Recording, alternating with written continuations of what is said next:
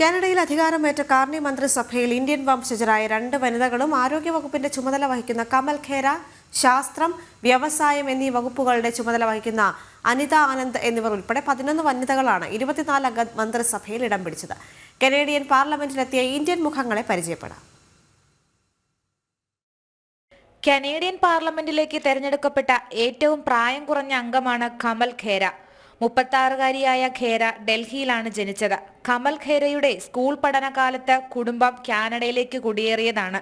ടൊറന്റോയിലെ York യൂണിവേഴ്സിറ്റിയിൽ നിന്നും സയൻസിൽ ബിരുദം നേടി. 2015-ൽ ബ്രാംപ്ടൺ വെസ്റ്റിൽ നിന്ന് MP ആയാണ് പാർലമെന്റിൽ സാന്നിധ്യം അറിയിച്ചു തുടങ്ങുന്നത്. ചുറ്റുമുള്ളവരുടെ ജീവിതം മെച്ചപ്പെടുത്താൻ അഭിനിവേശമുള്ളയാൾ എന്നാണ് കനേഡിയൻ പ്രധാനമന്ത്രിയുടെ ഔദ്യോഗിക വെബ്സൈറ്റിൽ പറയുന്നത്.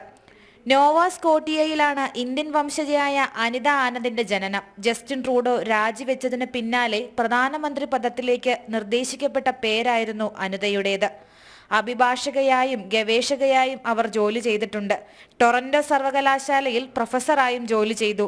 അവിടെ നിക്ഷേപക സംരക്ഷണത്തിലും കോർപ്പറേറ്റ് ഗവേണൻസിലും JR കിംബർ ചെയർ വഹിച്ചിരുന്നുവെന്ന് കനേഡിയൻ പ്രധാനമന്ത്രിയുടെ വെബ്സൈറ്റിൽ പറയുന്നു. 2019-ൽ ഓക്ക്വില്ലയിൽ നിന്നാണ് ആദ്യമായി MP ആകുന്നത്. ട്രഷറി ബോർഡിന്റെ പ്രസിഡന്റ്, ദേശീയ പ്രതിരോധ മന്ത്രി, പൊതുസേവന സംഭരണ മന്ത്രി എന്നീ നിലകളിൽ സേവനമനുഷ്ഠിച്ചിട്ടുണ്ട്. ഇന്റർനാഷണൽ ഡെസ്ക്, ജനം.